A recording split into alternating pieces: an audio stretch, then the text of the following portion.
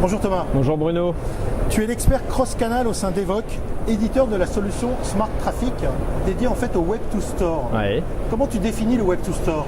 Le Web to Store, on va juste dire qu'on est tous des consommateurs et qu'aujourd'hui, avant de se déplacer dans un point de vente, on a tous envie de vérifier sur Internet plein de choses. On a envie de vérifier l'adresse du point de vente, on a envie de connaître ses horaires d'ouverture, on a envie de savoir si les stocks sont disponibles du produit qu'on a envie d'acheter et voire même le réserver, le faire mettre de côté avant de se déplacer pour être sûr d'arriver sur le point de vente et que le produit dont on a envie est disponible. Alors Smart Traffic, ça a l'air d'être la solution idéale, mais quel est le facteur qui te différencie par rapport à tes concurrents? Alors évidemment, c'est la solution idéale, mais l'élément le plus différenciant, c'est qu'on a décidé d'être l'éditeur de la solution la plus transverse.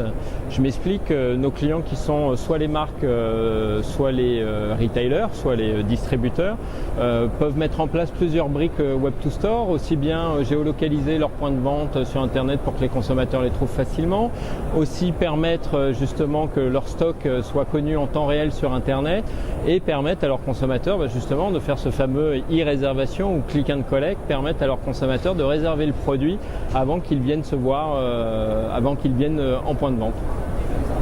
Et donc le facteur différenciant, c'est que toi, tu as tout intégré. Eh ben, nous, on permet à l'enseigne de choisir s'il veut faire tout ou partie, d'avoir qu'un seul back-office à déployer en tête de réseau, mais aussi dans l'ensemble de ses points de vente.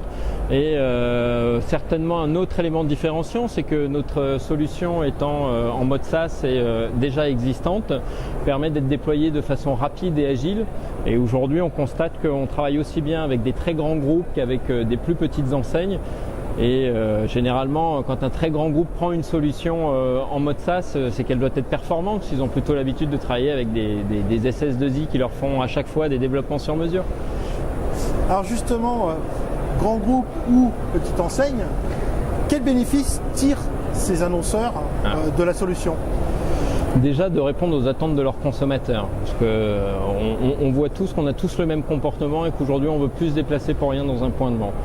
Au-delà de répondre à leurs attentes d'aujourd'hui, ça leur permet de s'apercevoir qu'ils ont augmenté de 30% leur trafic en magasin. Et on sait tous qu'il est difficile aujourd'hui de créer du trafic dans leur point de vente. Ça leur a permis de transformer 40% de nouveaux clients qu'ils ne touchaient pas auparavant juste dans leur point de vente, d'aller les récupérer directement sur le web pour les emmener dans leur magasin. Et ils se sont aperçus, et on en est très content pour eux, qu'un client que l'on appelle cross-canal, qui est autant web que point de vente, consomme jusqu'à 40% de plus qu'un consommateur lambda. Alors j'ai envie d'être provocant, on parle de Web to Store, c'est pas un peu mort le Web to Store? Aujourd'hui on n'est pas plutôt mobile to store? Alors si, le vrai terme devrait être mobile to store, mais le marché appelle tout cela du Web to Store. Mais évidemment on parle de mobile to store, on est en plus dans une situation où le consommateur est en pleine mobilité et on s'aperçoit que chez nos clients, plus de la moitié des requêtes sont faites via un terminal mobile, un smartphone. Donc en fait ce que tu es en train de me dire, c'est que tu es plutôt mobile to store et éventuellement tu es adapté au web. On est mobile to store et par ricochet aujourd'hui, pour ne vexer personne, on déploie encore les technologies en web to store. Merci beaucoup Thomas. Merci Bruno.